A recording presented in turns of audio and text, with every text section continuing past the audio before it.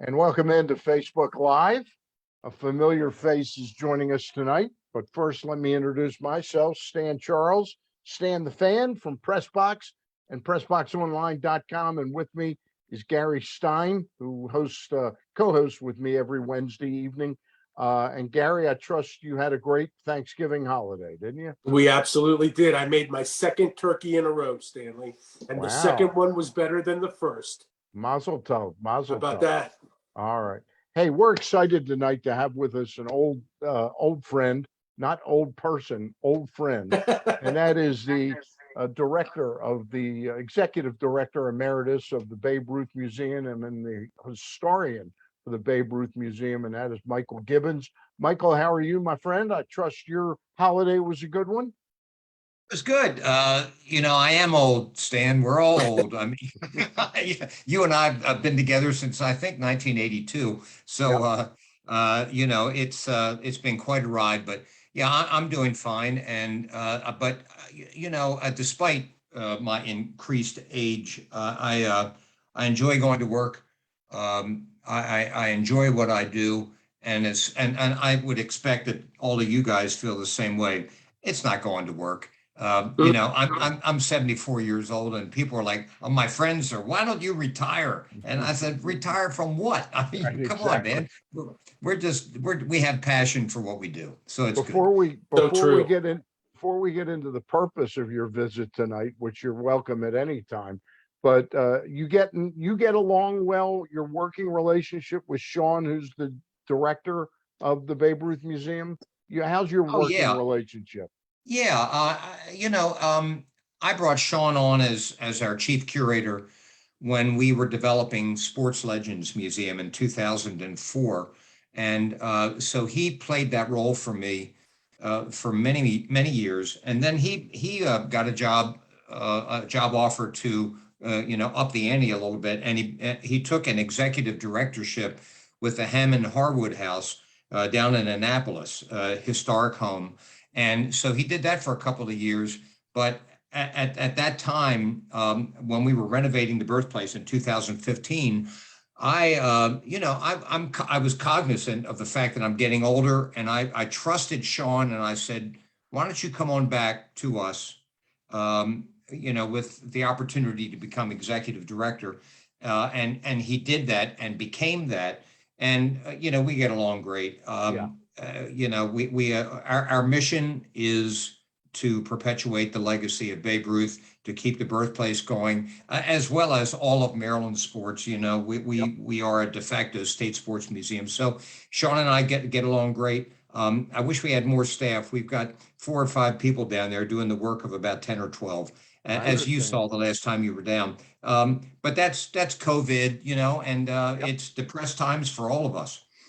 So the reason we had you on tonight, the Baltimore Sun did a great front page piece about exactly, I've got it right here with you on the cover there on the front page. And that was, November the 2nd. So it's exactly a month ago, about this exciting news that the Babe Ruth Museum is going to have a visit from one of the most valuable collectibles in all of sports. And that is a Babe Ruth rookie card. That was this card actually given away in the News American? No, it was called the Baltimore News, and and so it was a different publication. But in 1914, the Orioles were a minor league franchise owned and managed by a guy by the name of Jack Dunn. And you were the executive director back then, right? I was, and you were at Memorial Stadium. Now you were at Municipal Stadium. Geez. So anyway, the Baltimore News, as a way to sell more papers, decided to create baseball cards and maybe put a baseball card in every delivery of a newspaper. The kid throws the newspaper up, and you got to collect a baseball card either of the Orioles minor league team or of the Baltimore Terrapins. They were in the Federal League and in their first year. So they also issued cards for the Terrapins. And by the way, I think the Baltimore Terrapins and the Maryland Terrapins, that's the only Terrapins I've ever heard of. So, Yeah. whatever. Yeah, so they distributed the papers, and a kid by the name of Archibald Davis collected the cards, and not knowing that they would ever have value. And he collected them, and then he started collecting T206 tobacco cards and filled a shoebox ultimately with his collection. And that collection passed down through the family, through the years. Different iterations of or generations of children would flip the cards or do whatever. Fortunately, they didn't put them in the spokes of their bicycle wheels. So that the cards pretty much like I did. Yeah. And like I did, you know. My mother threw all mine out. And my mother threw all mine out when I was in the Navy. and baby, I had Topps 1950s cards, and they were all gone when I got home. I didn't know. I didn't look at them as monetary value. I looked at them as my cards. You know, if all of us, not to interrupt you, but if all of us had kept the cards, they wouldn't be worth anything. They wouldn't be worth anything, you know. No, we wouldn't be doing this right now. Yeah, exactly. All right, so let me stop interrupting. That's great. So anyway, Archibald Davis collects the cards, and then the Davis family keeps the cards.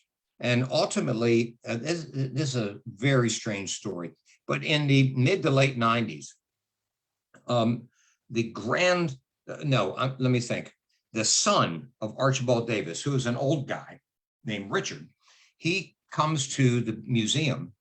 This is like 1980, 98 or something like that, and goes to Greg Schwallenberg, who was a curator and a friend, a dear friend of ours to this day.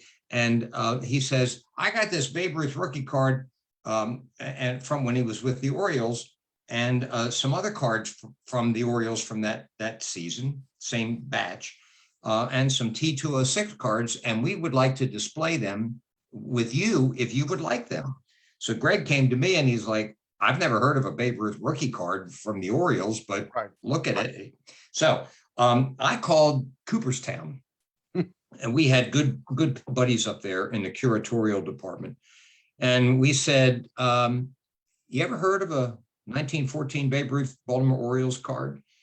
Nobody had. Now this is the late 90s. Okay, so not that long ago. And so nobody's heard of this card, and we put it on display. It was not a monetary thing. It was just a curiosity piece. And so the card remarkably stayed on display until this past year.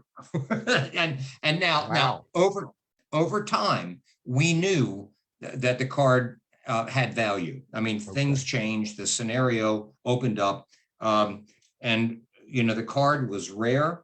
It was Babe Ruth's rookie card, and so it started to attach itself to seven-figure valuations, and we knew that, but we downplayed the value of the card because we wanted to present it as you know, you walk in the museum and you see this thing and it's a gem. It's a Babe Ruth rookie card, and people would discover it, and that's the way we did it. And then the Davis family, which still owned the card, they loaned the card to us. They came to me in February of 2020 and said, we want, I'm sorry, 2021, we want the card back and we're going to sell it.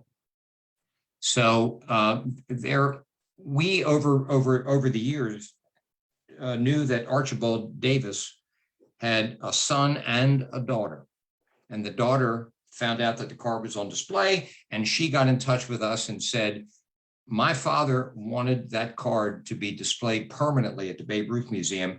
If her brother wanted to sell the thing or take it away from the museum, she wanted to be notified. So when the son's family said, we want to take the card away, sell it, I said, I've got to tell the other side of the family, because that's my job. I can't get in the middle of this thing. You guys have to work this out.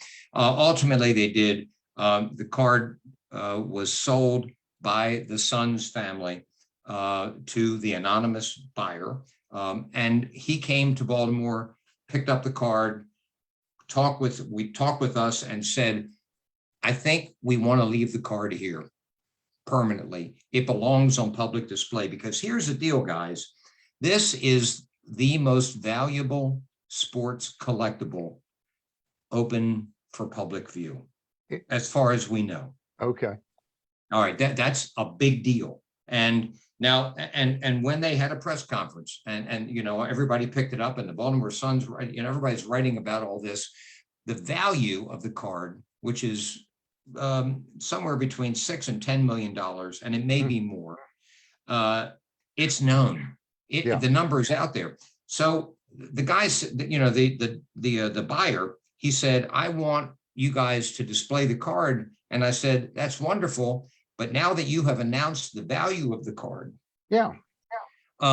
we would have to make a special display that would have special security, so that the card doesn't get stolen, you know, from the Babe Ruth Museum, because a $10 million artifact, a hammer to glass, and it goes.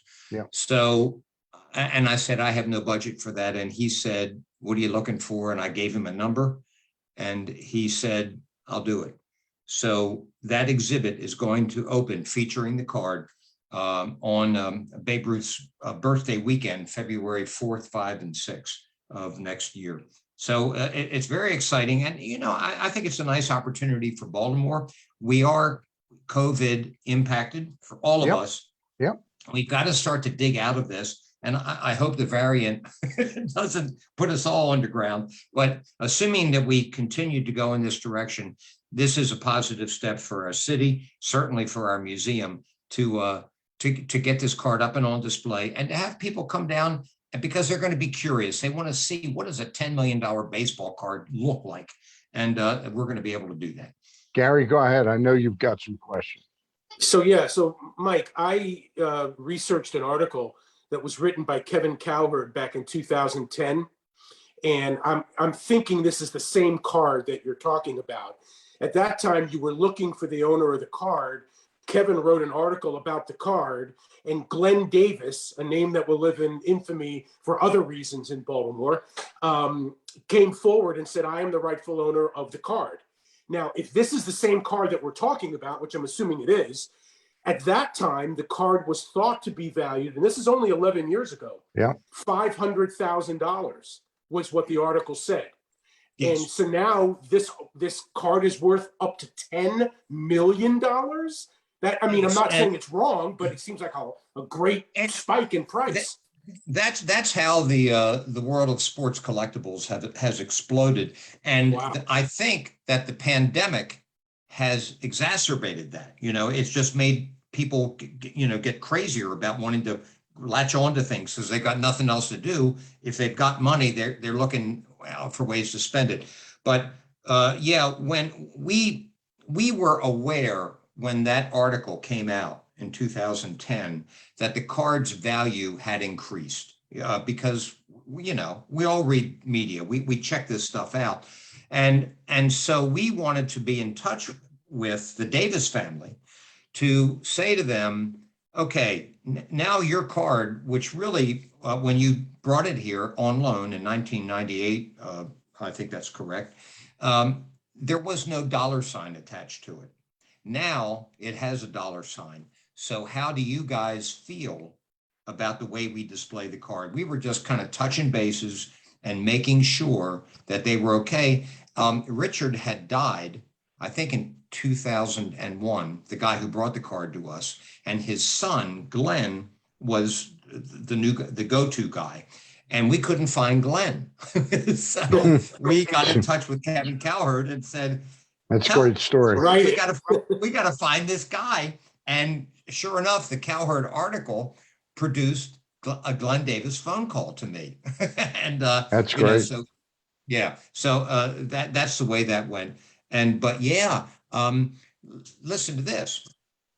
Back in the 90s, a man came to us and he had a Babe Ruth Yankees road uniform jersey.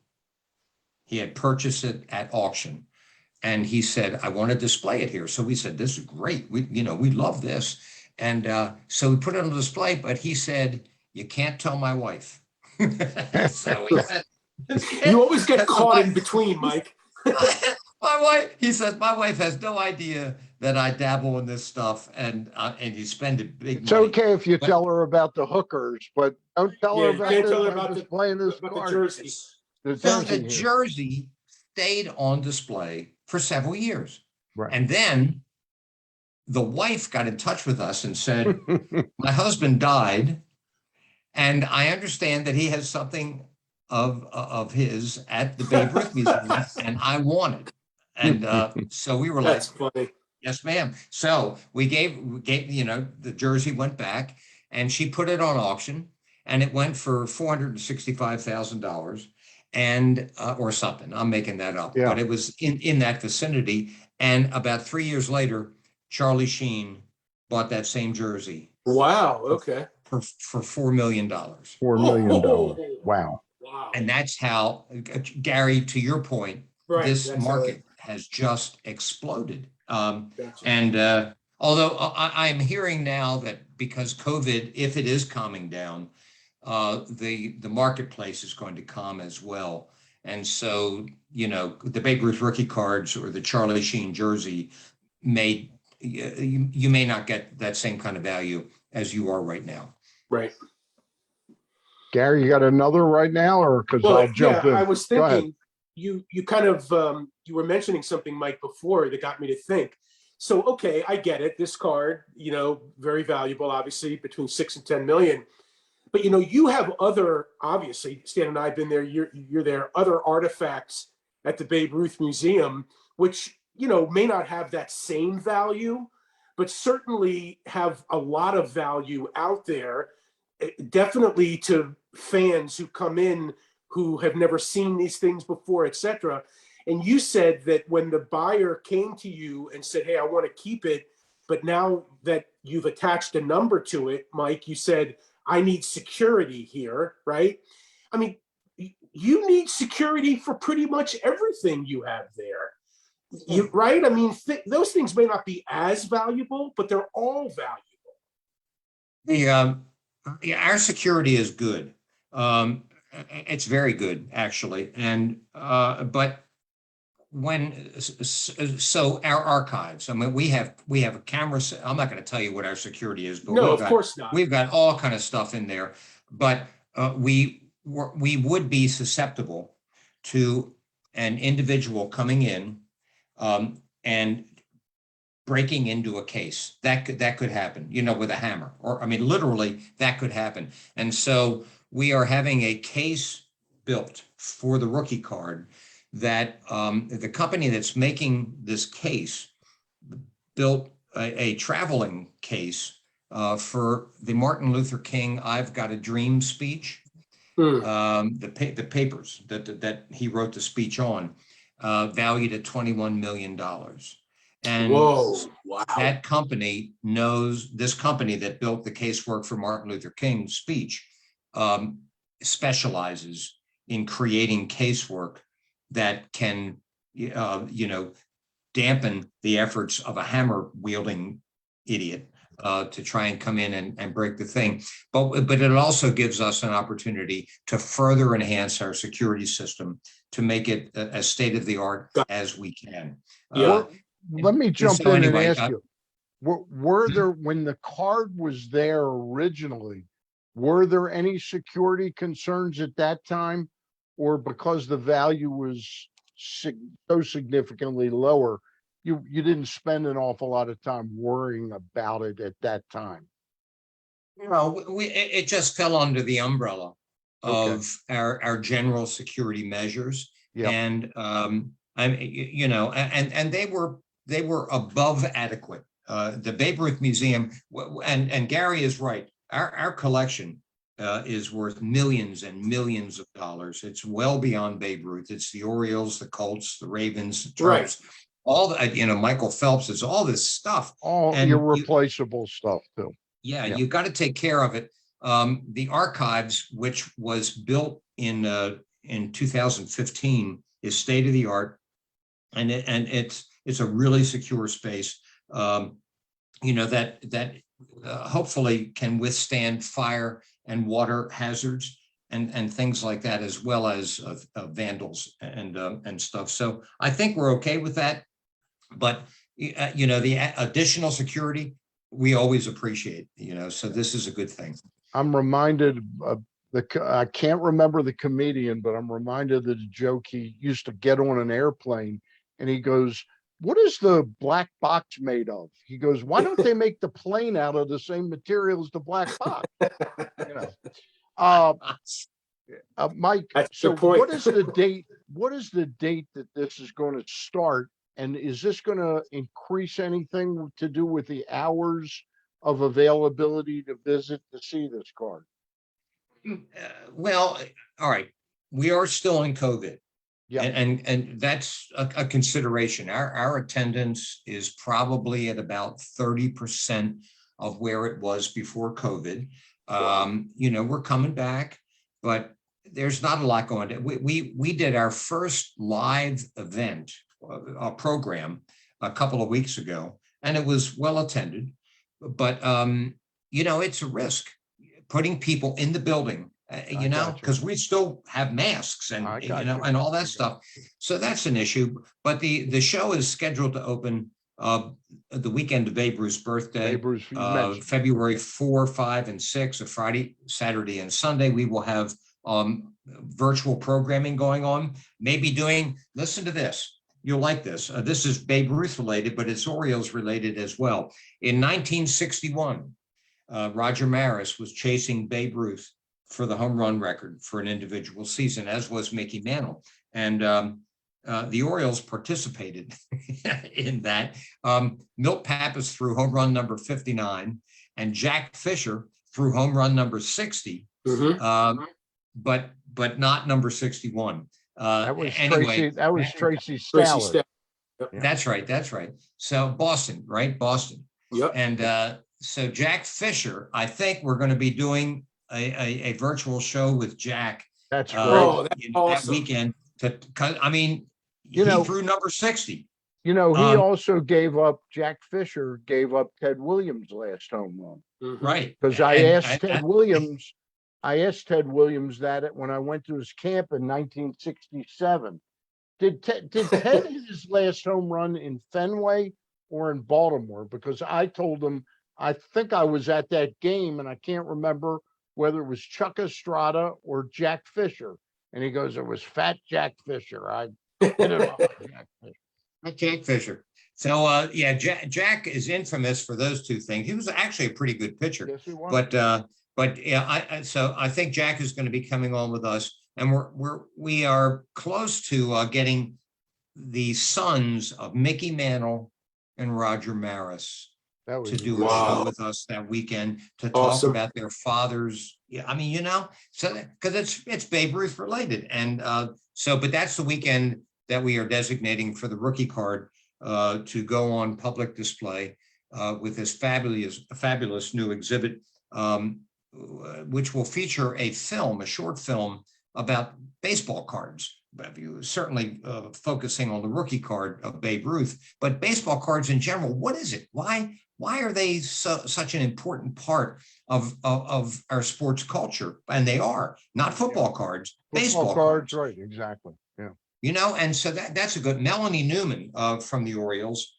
She is the narrator for this piece, and a guy named Tom Schieber, a friend from Cooperstown, the curator up there. He's our expert talking about baseball cards. So that will premiere as part of this exhibit. So we're pretty excited about it. And I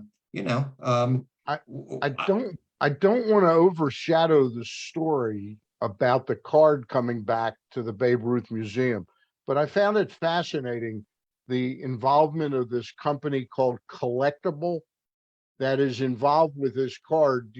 Can you talk about it briefly? Because it's something I had never heard of, but it sounds like it's a new initiative in the collectible world now. It is. And before we went on air tonight, we chatted briefly about this. Yep. And it's a bit of a mystery to me as an old guy, but here's the premise. So a startup company comes out and they say, we are going to offer clients, potential clients, a share of a valuable sports collectible. They can buy into a share of the object, in this case, the Babe Ruth rookie card, for not very much money. And it may be like $3 for a share or something like that, but it's a low amount of money. But the premise is that then the person who buys the share has a piece of the property of this very profound sports collectible, and they're doing well. They're selling shares. As I was telling you, then the next thing that they're going to sell shares for is Frank Robinson's 500th home run bat. As I understand, I'm not involved with these guys, but we talk with them from time to time because of the rookie card.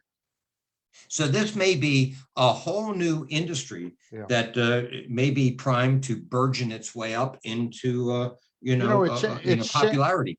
It sounds a little bit like a collectible version of what Gary and we interviewed somebody a couple of years ago, Gary, with the baseball players buying into their future earnings.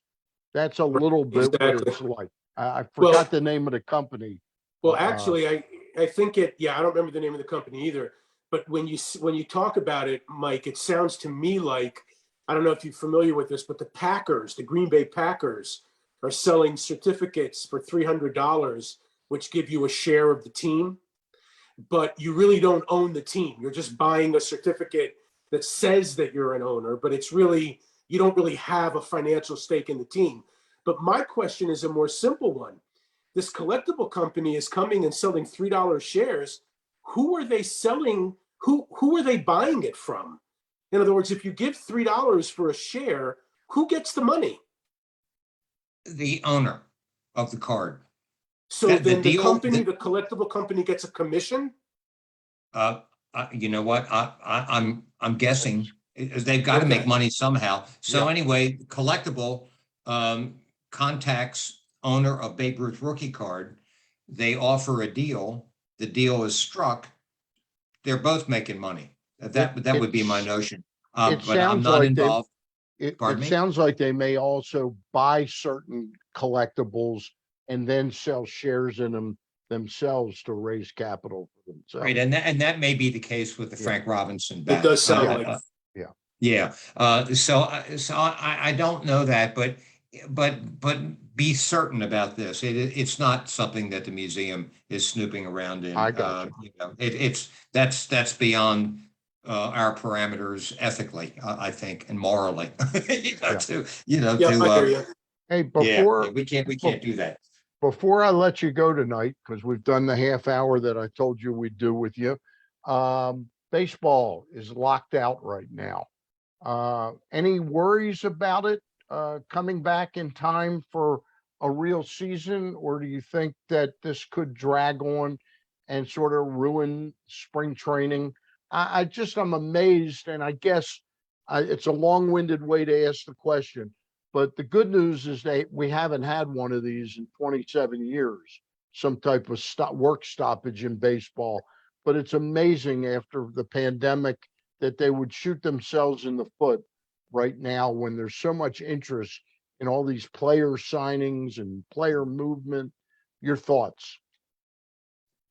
My thoughts are like the situation, complex.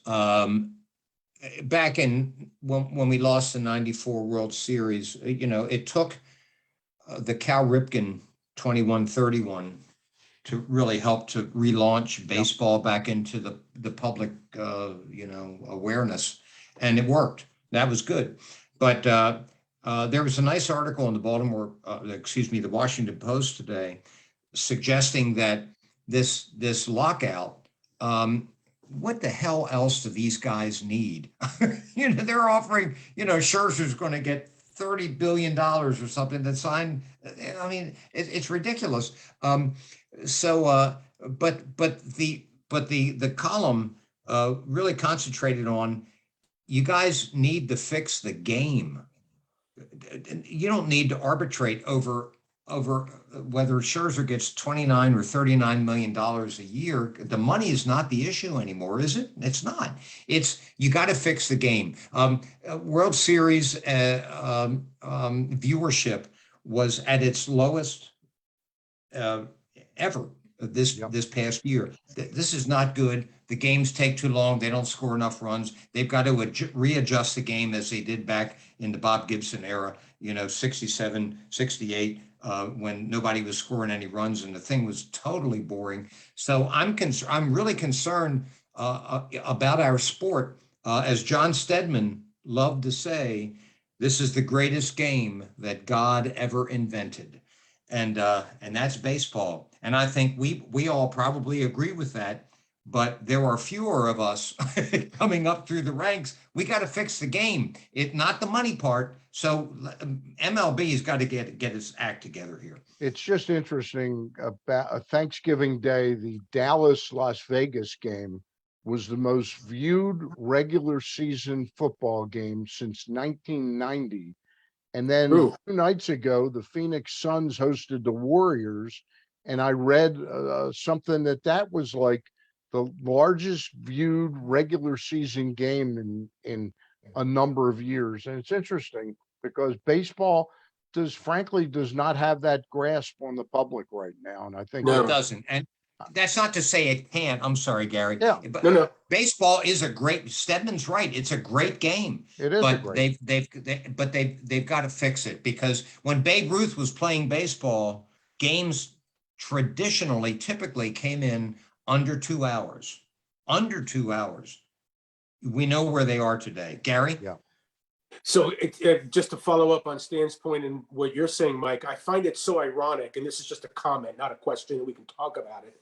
I find it so ironic that out of all the major sports, let's leave hockey out for a minute. Football players, NFL players are all over pop culture. Basketball players are all over pop culture. Rarely do you see a baseball player transfer over to pop culture. The irony in that situation is that what you said before, Mike, baseball cards are the collectible holy grail. So there is demand out there for a cultural part of baseball, the baseball card, a collection. It's more than just what happens between the lines, but baseball doesn't seem to get that. They can't figure out a way, or at least haven't figured out a way, to meld pop culture with their sport. Meanwhile, baseball cards are like iconic. It's so ironic to me that that's the case. Like football cards and basketball cards, they don't matter. Baseball cards matter. And baseball doesn't capitalize on that. That's right. It's a real dichotomy. And but I think we are running out of time, because those of us in the generations that we represent, who worship the sport, we understand how significant it is and how great of a sport it is. Younger people coming behind us, they're not getting it. They just aren't. And so baseball has got to get out there and go, hello. It's like the Babe Ruth Museum with the rookie card. We have an opportunity. You've got to do something here. Right. Bring people back to Baltimore, bring people back to baseball, but MLB has got to take a leadership role, and right now it ain't happening. And it's very disappointing. I'm not saying the game is in grave jeopardy, but the way that you felt about baseball and I felt about baseball, Michael, I don't know that there's going to be an ability to recreate that in generations now, that it just hasn't been as important. I mean, I think the game will still thrive. It'll still be important, but I don't think the generation coming behind us, the game is as important to them. And Gary, I know you're much more of a football guy. You don't have the same passion for baseball that Michael. But part of that, though, is where I was born and raised. Yeah. Miami Beach. We didn't have baseball when I was growing up, a local team. All we had was football. We didn't have the Heat, the Marlins, the Panthers. We had none of that. You had So to spring me, training, that you had was college part of football, where and I spring lived. training in adult. Yeah. Hey, You know, guys, go ahead, Michael. it's a huge topic. You know, I mean, it's just huge. I mean, because Gary, with football, and you think about the state of Maryland, we've got the Ravens, but we also have the Maryland Terrapins, and we have high school football. And in Yeah. other states, it's much more juiced up, high school and college level than it is here, as witnessed with the Ohio State Michigan game. You know, it's just so it's way different in other places. But we're talking about baseball, and you know, certainly baseball is a great game. I don't want to. I don't want to see it become another hockey. You know, I mean, hockey's good, but but you guys are right. We ain't competing with the NBA or the NFL right now. Yeah. Mhm. Hey, Michael, We're not. I'd be remiss if I didn't let you mention, what are the hours currently that the Babe Ruth Museum is open to the public, and what's the website that people can look up to see what's there?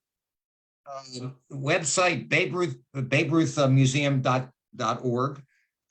So you can check out. We're doing a lot of virtual shows. I mentioned Jack Fisher. You know, should be coming up. We're open in the wintertime, Wednesday through Sunday, 10 to 4 p.m. So come on down and take a look. We got some great. Tom Maddie just passed away. Wristband. Come down. You know, come see. We've got it. Yeah. We've got the stuff. All right. We'll have you So- on again sometime in the near future. Okay, Michael? Love you guys. You take Love care you of too. yourselves, and Have a great Thank you. holiday. Have a great holiday season with your family. Okay. gonna do it. And let's see if the Ravens can get by the Steelers on Sunday. I think they will. All right. All Gary right. Stein and I will be back next Thursday night, the 9th, when we'll have the assistant AD of Duke University Sports Athletics, John Jackson, who's been the SID for men's basketball for about the last 15, 16 years with Coach K over there. And actually, it's been more, been over 20 years. He'll join us. And I have a special program next Wednesday night, the 8th, with John Martin, the executive director of the Maryland State Lottery, as we get ready to usher in the new era of sports betting being legal and operational in the state of Maryland at the 5 casinos. All right, we'll talk to you then. All right, See you take guys. care. Bye. Good night.